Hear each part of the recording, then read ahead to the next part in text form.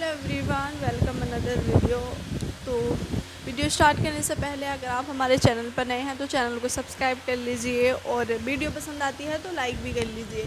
इस वीडियो को स्टार्ट करने से पहले जितने भी मैंने पिछले लेक्चर प्रोवाइड कराए हैं उन्हें देख कर आइए, तभी आपको ये समझ में आएगा। लेकिन आपको वो टॉपिक क्लियर है, लेकिन आप कुछ पर्टिकुलर टॉपिक ही इसमें से रिविज़न करना चाहते हैं, जैसे कि भूल पोज, तो आप ये वीडियो भी देख सकते हैं। भूल पोष ये दोहरण निषेचन का परिणाम ही भूल पोष होता है और ये त्रिगुणन त्रिशल्यन के हेल्प से बनता है। भूल पोष दोहरण निषेचन त्रिशल्यन का परिणाम है। भूल पोष आवृत्ति बीजी का विशेष गुण होता है। आवृत्ति बीजी का भूल पोष त्रिगुणित होता है। मतलब आवृत्ति बीजी में जो है भूल पोष त्रिगुणित होता है और वो दोहरा निषेचन होता है और आवृत्ति बीजियों का ये विशेष गुण होता है। भ्रूण के विकास से पहले ही भ्रूण पोष, देखो भ्रूण जो हमारा भ्रूण है एम्ब्रॉय, उसके विकास से पहले ही भ्रूण पोष का विकास हो जाता है। भ्रूण पोष मतलब पोषण, जो पोषण देगा, भ्रूण पोष का विकास हो जाता है ताकि विकासशील भ्रूण को पोषण मिल सके।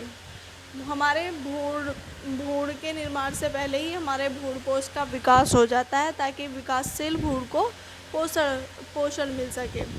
दोहरे निषेचन का परिणाम है भ्रूण पोष और ये त्रिशल्यन होता है। आवृत्ति बीजी का भ्रूण पोष त्रिगुणित होता है। भ्रूण के विकास से पहले ही भ्रूण पोष का विकास हो जाता है ताकि विकासशील भ्रूण को पोषण मिल सके।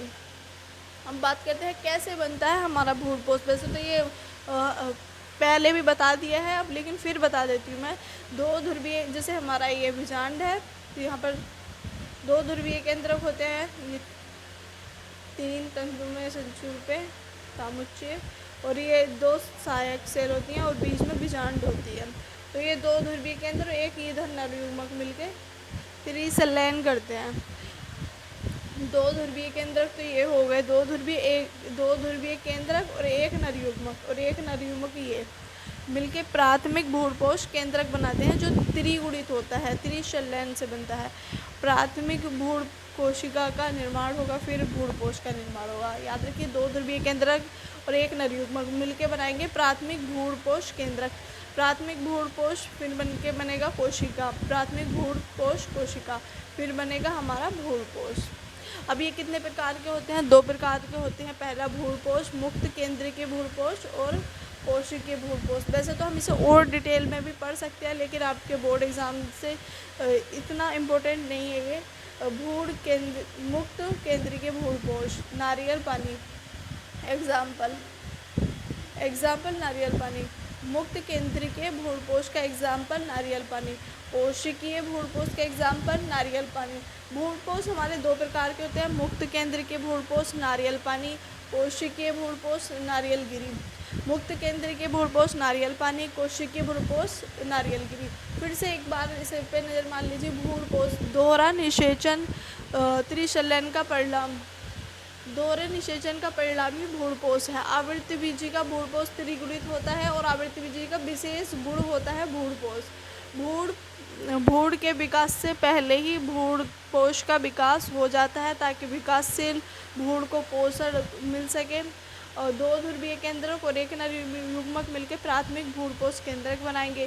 प्राथमिक भ्रूण पोष केंद्रक आगे चल के प्राथमिक भ्रूण पोष कोशिका बनाएगा, फिर भ्रूण का निर्माण हो जाएगा। भ्रूण पोष हमारे 2 प्रकार के होते हैं। मुक्त केंद्रीय भ्रूण पोष और कोशिकीय भ्रूण पोष। मुक्त केंद्रीय भ्रूण पोष का एग्जाम्पल है नारियल पानी और कोशिकीय भ्रूण पोष का एग्जाम्पल है नारियल गिरी। इसे नोट कर लीजिए, फिर चलते हैं नेक्स्ट स्लाइड पे।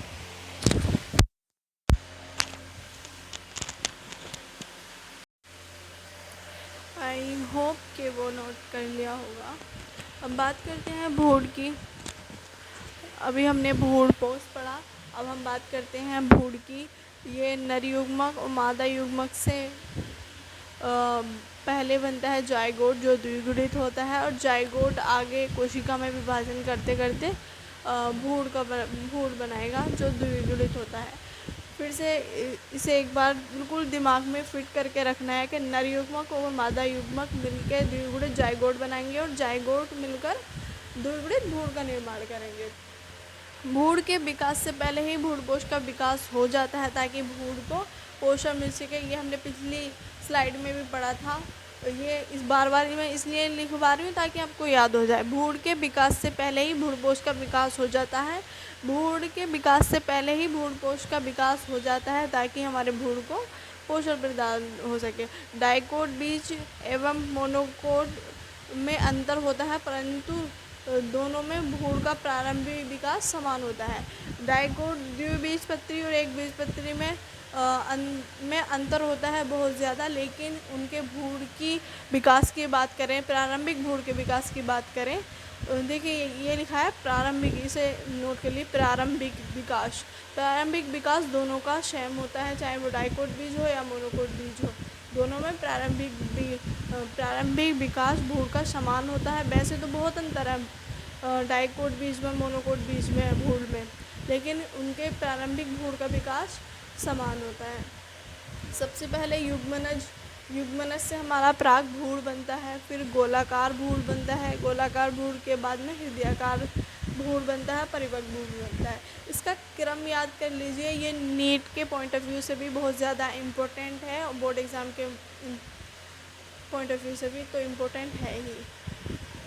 अब बीज कहते हैं, बीज को हम निषेचित बीजांड कहते हैं, बीज को हम निषेचित बीजांड कहते हैं। बीज लैंगिक जनन का अंतिम परिणाम होता है। बीज दो प्रकार के होते हैं, एक तो डाइकोट और मोनोकोट।